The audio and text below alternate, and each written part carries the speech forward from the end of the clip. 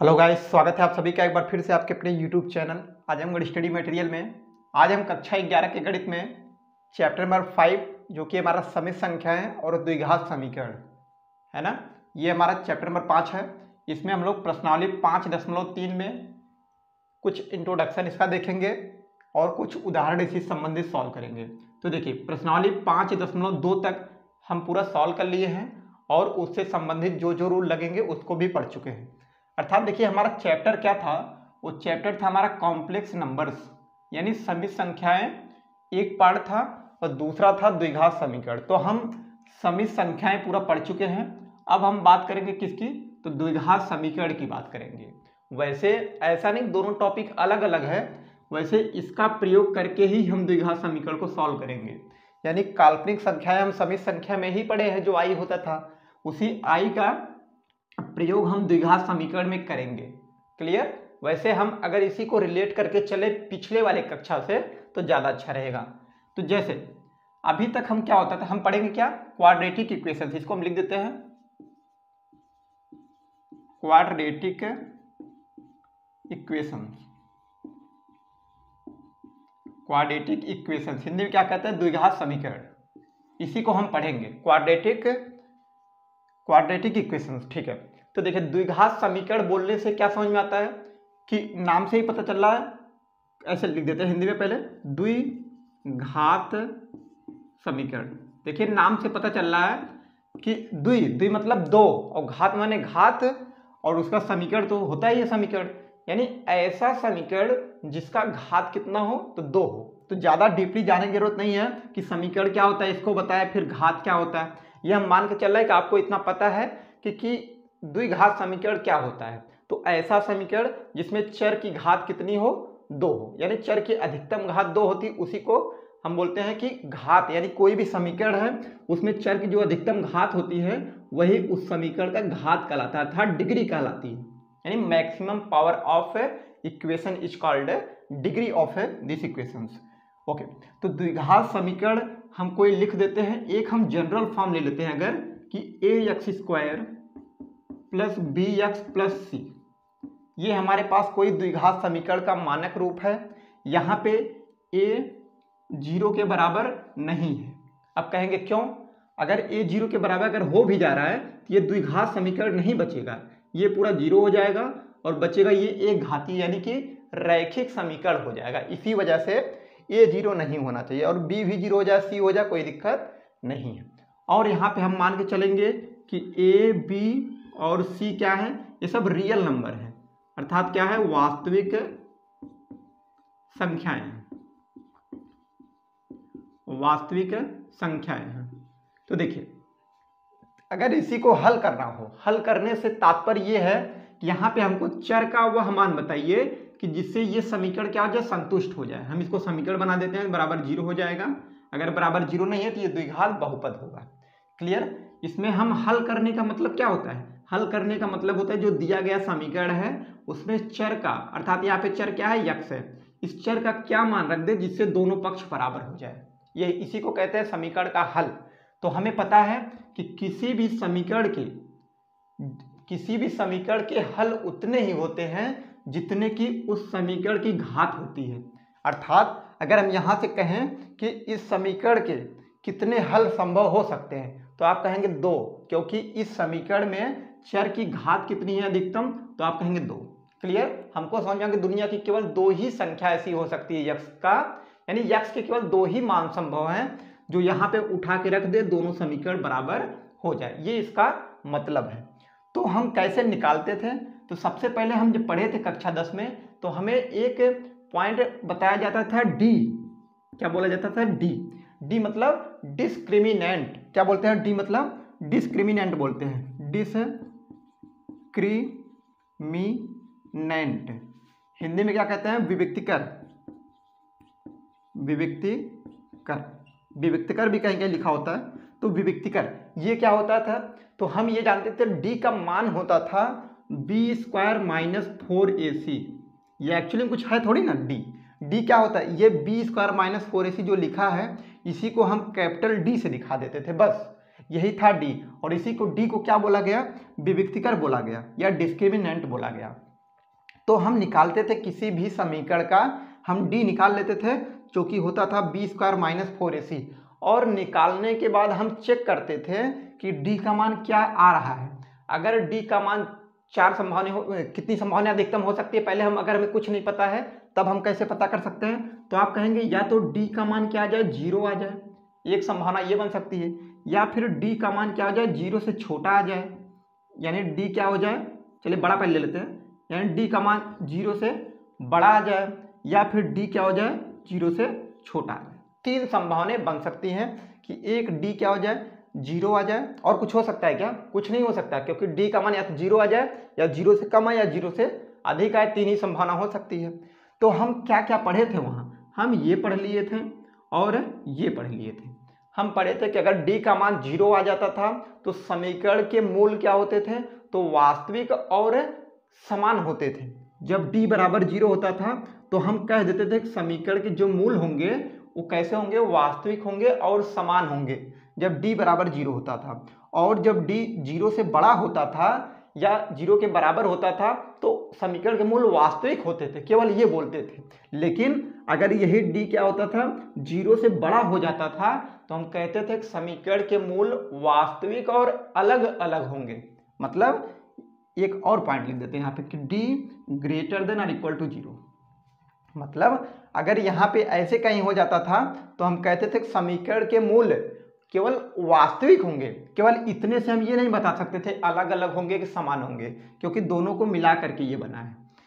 Confusion ना हो, केवल आप इतना समझिए कि हम द्विघात समीकरण में दिया रहता था तो वहाँ से हम डी निकालते थे, उसका मान आता था बी स्क्वायर माइनस 4ac, रख करके हम निकालते थे। तो डी के मान आने की 3 संभावनाएं होती थी, एक या तो 0 आ जाए, या 0 से बड़ा आ जाए, या 0 से छोटा आ जाए। अगर डी 0 के बराबर आ जाता था तो हम कहते थे कि समीकरण के मूल वास्तविक और समान होंगे।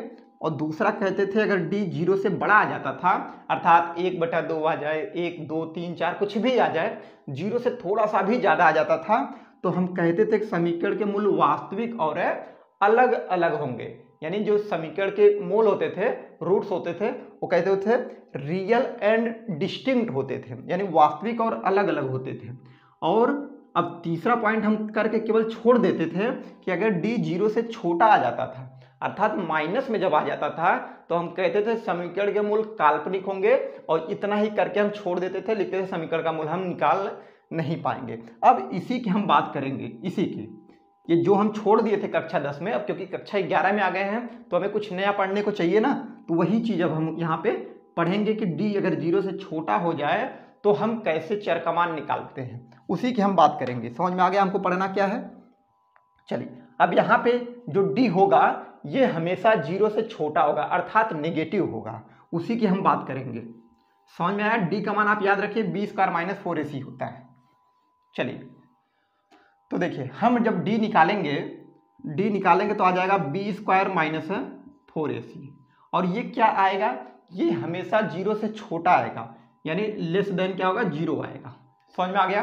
तो देखिए हमारे पास रूल क्या होता था इसका, ये जो हमारे पास द्विघात समीकरण होता था, अगर हम कहते थे कि यक्स का मान बताइए तो हम लिखते थे, श्रीधराचार्य एक फार्मूला होता था कि यक्स बराबर minus b plus minus under root b square minus 4ac upon 2a होता था। ये हमारे पास यक्स का मान होता था।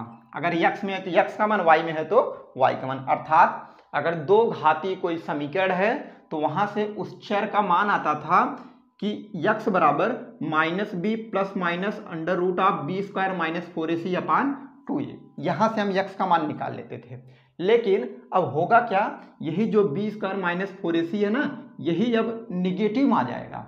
यानी कि इसी को हम क्या लिख सकते थे, हम चाहे तो इसी को अथवा करके ये लिख सकते हैं कि यक्स बराबर minus b plus minus under root, देखिए बी स्क्वायर माइनस 4ac का मान कितना है, इतने का मान है डी। इसी फार्मूले को हम दूसरे भी फॉर्मेट में, दूसरे रूप में चेंज कर सकते हैं। ऐसे हम चाहे तो ऐसे लिख दें तब भी कोई दिक्कत नहीं है, चाहे आप ये बोलिए या ये बोलिए, दोनों एक ही चीज़ है। अब यहाँ पे यही डी निगेटिव में आएगा तो उसको हम जहाँ पे -1 आएगा उसको हम आई स्क्वायर बना लेंगे और उसको बाहर निकाल के आई बना लेंगे। या आप चाहें तो जो इसका मान है यहाँ पे अगर d लेस देन 0 है तो हम डायरेक्ट इसका मान लिख सकते हैं, यक्स का मान, कि -b plus minus under root of, क्योंकि माइनस में होगा ना क्या चीज़, d। अब d कैसा हो जाएगा, माइनस में हो जाएगा, अपान 2a। किसके लिए बात कर रहे हैं हम, इसके लिए बात कर रहे हैं कि जब b square minus 4 less than 0 होगा अर्थात नेगेटिव होगा, तो हम लिख क्या सकते हैं, हम लिख सकते हैं कि -b प्लस माइनस, अब देखिए करड़ी के अंदर लिख सकते हैं हम d, और d गुणे -1, और -1 कर सकते हैं आई स्क्वायर, ऐसे कर सकते हैं नहीं कर सकते हैं, आई स्क्वायर अपान 2a कर सकते हैं। देखिए -d है ना, तो इसको हम लिख सकते हैं d गुणे -1, और -1 को लिख सकते हैं आई स्क्वायर। अब आई स्क्वायर का वर्गमूल क्या हो जाएगा, तो आप कहेंगे इसको चाहे तो हम बाहर निकाल सकते हैं, तो ये हो जाएगा। तो चाहे तो आप याद कर लीजिए कि ax square plus bx plus c equal to 0 है, और d अगर लेस देन 0 है तो यहाँ से x का मान आ जाता है -b plus minus root of d into i upon 2a। या फिर नहीं मन कर रहा तो आप पुराना जो फार्मूला है वही याद रखिए, हम लास्ट में माइनस में आएगा तो हम आई स्क्वायर लिख करके -1 की जगह पे आई बाहर निकाल लेंगे, वही हमारा आंसर हो जाएगा। चलिए तो इसको हम मिटा करके आपको थोड़ा सा और बताते हैं। ये पॉइंट आपको याद है कि नहीं है कि कोई भी समीकरण है उसके कितने मूल होंगे, तो ये देखिए बुक में दिया गया है, तो इसको मैं फिर से रिकॉल कर देता हूँ कि किसी भी समीकरण के जितने घात होंगे, यानी कोई भी समीकरण है हमारे पास, उसके जितने मैक्सिमम घात होंगे वही उतने ही उस समीकरण के मूल होते हैं, अर्थात उसके उतने ही हल होते हैं। चल इसके बाद हम आपको बुक का एग्जाम्पल लेके समझाते हैं तो अच्छा समझ में आएगा। देखिए तो एग्जाम्पल नंबर 9 दिया गया है कि एक्स स्क्वायर प्लस 2 बराबर 0 को हल कीजिए। हल करने का मतलब क्या है कि यहाँ से हमको चर का मान बताना है, यानी x का मान क्या होगा।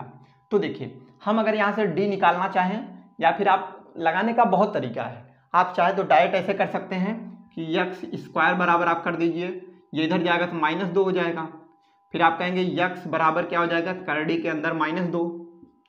चूंकि हम जानते हैं करड़ी के बाहर क्या लगा होता है, प्लस माइनस लगा होता है, क्योंकि हमें पता है कि -2 का स्क्वायर भी 4 होता है और 2 का स्क्वायर भी 4 होता है। दूसरे शब्दों में कि 4 का जो वर्गमूल होता है वो -2 भी होता है और +2 भी होता है। देखिए x का मान क्या क्या गया, एक आगे प्लस करड़ी -2, एक आगे माइनस करड़ी -2। तो हम चाहे तो इसको और भी सिंप्लीफाई कर लें, तो प्लस माइनस करड़ी के अंदर 2 गुणे -1 कर सकते हैं, तो हो जाएगा x बराबर प्लस माइनस करड़ी के अंदर 2 गुणे, आप बताइए -1 को क्या लिख सकते हैं, आई स्क्वायर कर सकते हैं, क्योंकि हम पढ़े हैं कि आई स्क्वायर का मान कितना होता है, -1 लिख सकते हैं, चूंकि आई स्क्वायर बराबर क्या होता है, -1 होता है। अब देखिए x बराबर हो जाएगा कि प्लस माइनस, देखिए करड़ी में 2 तो रहेगा ही, और आई स्क्वायर देखिए बाहर निकल जाएगा तो केवल आई बचेगा। बस आप चाहे तो इतना ही लिख के छोड़ दीजिए, या फिर अलग अलग कर सकते हैं कि x बराबर करड़ी में 2i और x बराबर माइनस करड़ी में 2i। आप यही लिखिए दोनों एक ही साथ में, कोई दिक्कत नहीं है, एक ही साथ हो जाएगा। इसका अर्थ ही है कि x के 2 मान आए, एक प्लस वाला आया है, एक माइनस वाला आया है। एक तो तरीका ये है, जब आपको ऐसे दिया था तो आराम से लगा लिए, मान लीजिए इसमें x दिया रहता तो कैसे लगाते हैं, तो हम उसको भी बता देते हैं। देखिए एक तरीका है किसको आप तुलना करके लगाएं, ऐसे किसकी हम तुलना करेंगे, किससे, व्यापक समीकरण से, ax square plus bx plus c बराबर 0 से तुलना करने पर, से तुलना करने पर। देखिए जब तुलना करेंगे तो बताइए क्या मिलेगा, x स्क्वायर का गुणांक कितना है, 1 है, इधर कितना है a, यानी a बराबर आ गया 1। आप बताइए b बराबर कितना आएगा, x कहीं पे है क्या, कहीं पे नहीं है, तो हम लिख सकते हैं 0 इंटू x, अर्थात x का गुणांक यहाँ पे b है तो b बराबर, इधर कुछ नहीं है मतलब 0 है, गलती से 1 नहीं लिखेंगे, अगर कुछ नहीं तो वहाँ पे 0 लिखेंगे, क्योंकि इसी को तो हम क्या लिख सकते हैं, आप चाहे तो इसको लिख सकते हैं x square plus 0 into x plus 2 बराबर 0। आप चाहे तो इसी को ऐसे बदल करके भी लगा सकते हैं, एक्स स्क्वायर गुणांक 1 हो गया, इधर एक्स स्क्वायर गुणांक a है, यानी a बराबर 1, ऐसे ही b बराबर क्या आ गया, यक्स का गुणांक 0 है, यक्स का गुणांक b है, तो b बराबर 0 आ गया। ऐसे अचर पद यहाँ पे c है और वहाँ पे अचर पद क्या है 2 है, बस निकल गया।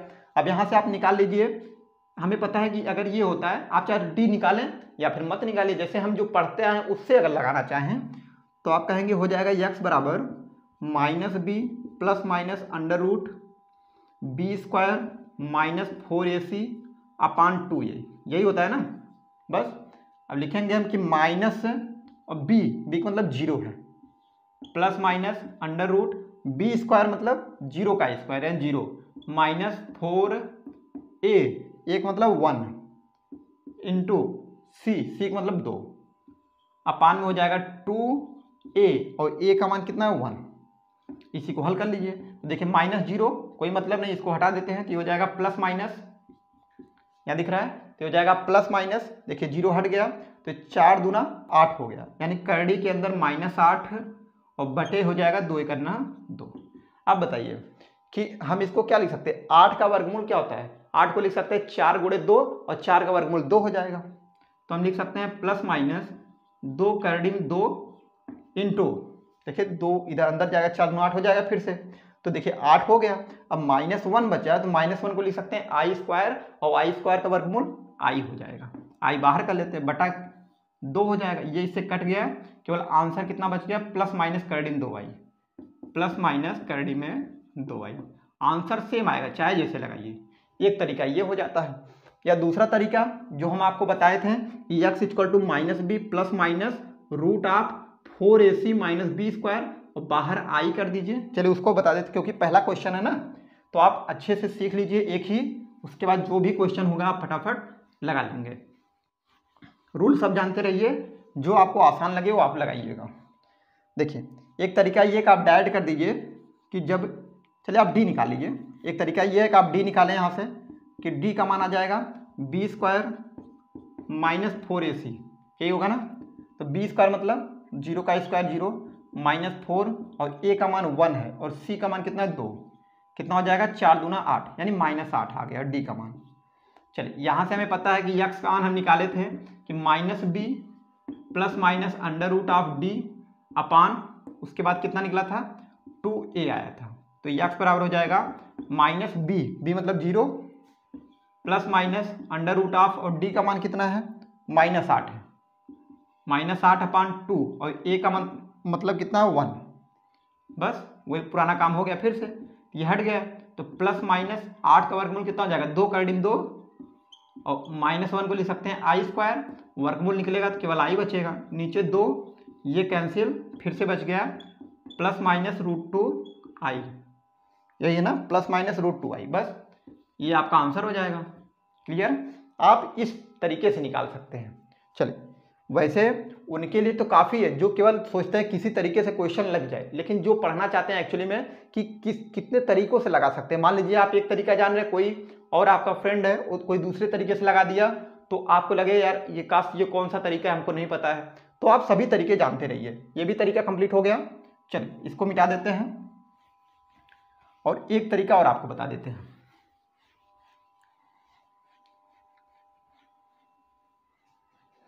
देखिए एक तरीका ये होता है कि अगर हम d निकालें ना, ये क्या हो गया <0 आया है, तो हमारे पास डायरेक्ट फार्मूला है x = -b plus minus under root of b² minus 4ac होता है ना, अब उल्टा कर देंगे यानी 4ac माइनस b² और लास्ट में हो जाएगा i अपान 2a, बस कुछ करने की जरूरत नहीं है, तुरंत आपका आंसर आ जाएगा। तो देखिए -b मतलब माइनस और b का मान 0 है, फिर plus minus under root 4a का मतलब 1 और c मतलब 2 माइनस b² मतलब 0 का स्क्वायर कितना 0 अपान लास्ट में क्या है i, करड़ी के बाहर है याद रहे, 2 गुणे और a का मतलब 1 है। तो देखिए इसमें अब करड़ी के अंदर माइनस नहीं आएगा, तो देखिए g -0 मतलब कोई मतलब नहीं, हटा देते हैं, प्लस माइनस यानी हो जाएगा x बराबर प्लस माइनस करड़ी के अंदर देखिए आ गया 4 दूना 8 -0 यानी 8 ही आ जाएगा और बाहर कितना i अपान कितना है 2 × 2, तो यहाँ से लिख सकते हैं x = प्लस माइनस 8 का वर्गमूल 2 करड़ी में 2, बाहर i है नीचे 2 है, ये देखिए कट गया, आ गया x बराबर प्लस माइनस करड़ी में 2i। तो आपका जो मन करे वैसे लगा सकते हैं। अब कुछ लोग कह रहे हैं यार करड़ी में 8 को कैसे आप डायरेक्ट 2 करड़ी में 2 लिख दिए, तो आप उसको भी जान लीजिए कि देखिए 8 का मतलब करड़ी के अंदर 8 है, तो इसका अर्थ क्या होता है कि करड़ी के अंदर 4 गुणे 2 है, 4 गुणे 2, 2 पार्ट में ब्रेक कर लिए, तो इसमें किसका वर्गमूल निकाल सकते हैं, तो आप कहेंगे 4 का निकाल दिए, बाहर हो जाएगा तो 2 हो जाएगा, बचेगा अंदर क्या, क्योंकि 2 का वर्गमूल निकलेगा नहीं, यही बच जाएगा। तो आप याद कर लीजिए कि 8 का वर्गमूल 2 करड़ी में 2 होता है। चलिए नोट करिए, एक और बताते हैं फिर आगे बढ़ते हैं। चलिए देखिए एग्जाम्पल नंबर 10। एग्जाम्पल नंबर 10 है कि x square plus x plus 1 बराबर 0 को हल कीजिए। वही हल करने का मतलब है कि यहाँ से हमें चर का यानी x का मान बताना है, तो हम करेंगे क्या, वही तुलना करेंगे कि ax square plus bx plus c बराबर 0 से तुलना करने